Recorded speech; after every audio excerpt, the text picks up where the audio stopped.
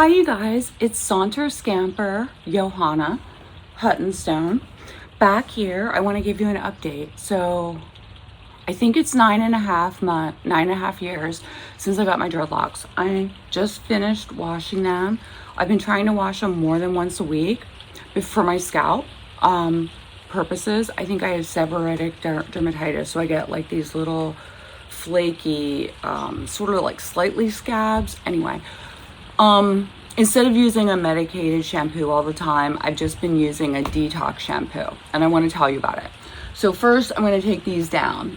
This is a microfiber towel that I got on Amazon. I got a set of 2, and these are like elastics to like tuck it in or whatever. I never use those. I can't figure it out. But I use those because 2 of my main issues that I've had since I got my locks, my dreadlocks, my locks, whatever the heck these things are, is lint and buildup, lint and residue.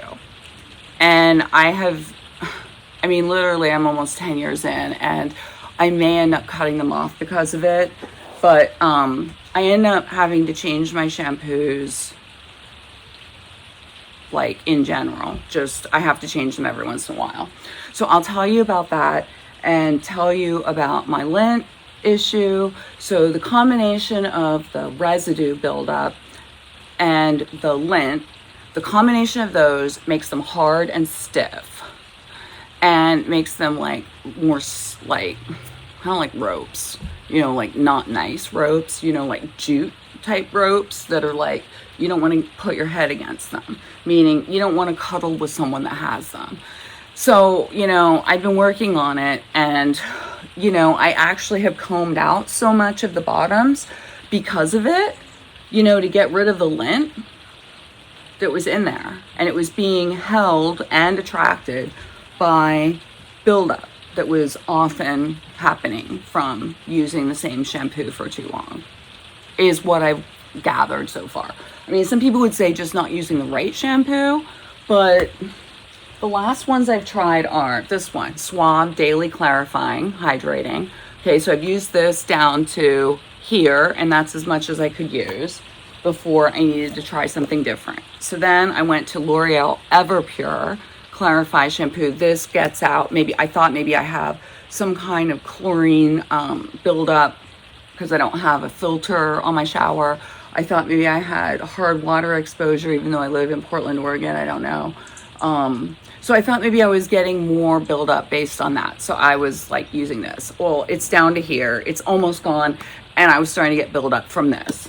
So now I've switched to Redken Hair Cleansing Cream, which sounds scary because it says cream, but it actually does rinse out. So this is what I'm currently using, and I've used maybe this much of it. So as far as my lint situation, I was, for the first like maybe 3 years, I was washing my hair, shampooing before bed, and then laying them out on a towel that was like a fluffy white towel like this. And during the night, they would dry.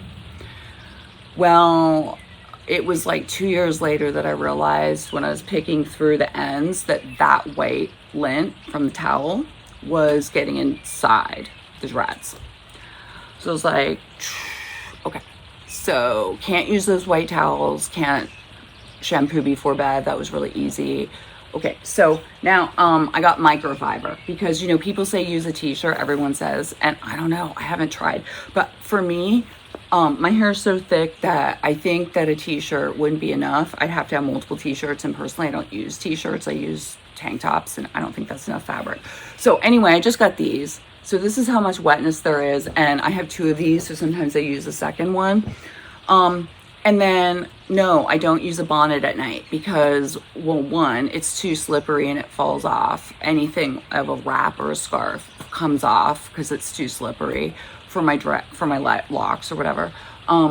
But so I can't keep anything on. Plus, I don't really care to because I don't want to walk around the house looking like that with like something wrapped around my head. I'm just not used to it. I don't wear hats either. So I have satin pillowcases. It's not enough. It's not enough. And I don't like wash my bedding like once a week either. So it's just there's enough dust and lint in my bed that it gets into my locks. Even though I'm not shampooing before bed anymore. I'm shampooing like early in the afternoon. So it's usually mostly dry by that time. And so what I notice is when I start using a new clarifying shampoo, guess what? They dry faster. That's how I know it's getting out the residue.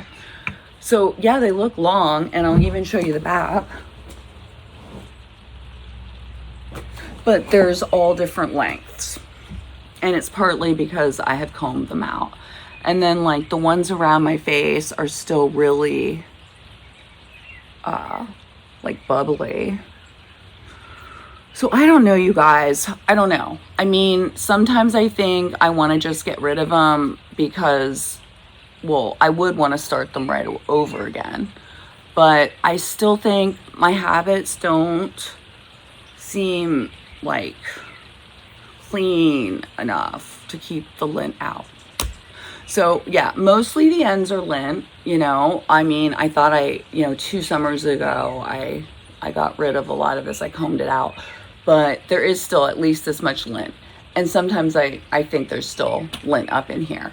It's just not as bad. So yeah, it's a process. It's a journey. It's something to hold on to.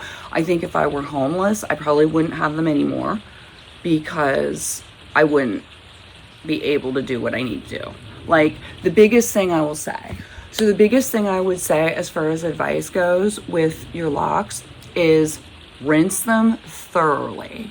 And if they feel slippery, they aren't rinsed out enough. Just be aware that at some point you need to rinse that out.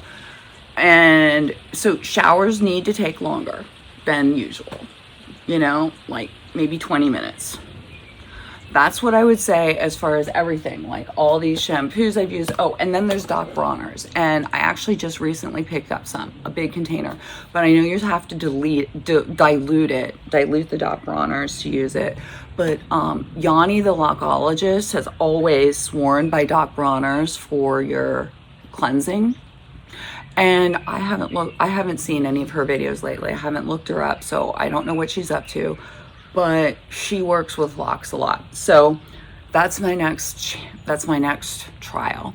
I know when I went on like a 3-week backpacking trip back in like the 90s, I know that using Doc Bronner's did not work when you were working with cold creek water. You got more like a waxy buildup. So that's why I have stayed away from Doc Bronner's soaps this whole time. But I'm thinking with the warm shower water, diluting it well, because when I did it on the backpacking trip, I did not dilute it well. Maybe. But I still think if it's cold water and you're not diluting it, you're getting a waxy buildup. To me, that means a minimum level of wax buildup will happen on regular use. And Yanni is seeing almost all like African descended people, not Caucasians. So she's going towards their hair type and what they need, and it's not the same. Like my hair does not need oiling. It does not need oiling at all. I do not spray it with oil. I do not spray it with rose water. I do not spray it with anything because I don't want anything to be attracted to it as far as lint or dust. All right, well, thanks for tuning in. I don't know how many of you are still here from before or how many of you are new. I don't see many Caucasian people here in Portland, Oregon with dreadlocks. Actually, I just saw one last week, and she had like really well-maintained roots, and like the ends were like really blunted. So I felt like I was like sporting dreads in a whole different way than her. But other than that, I haven't seen a white person with dreadlocks in Portland, Oregon in more than 3 years. All right, thanks for tuning in. Take care, and I'll see you later.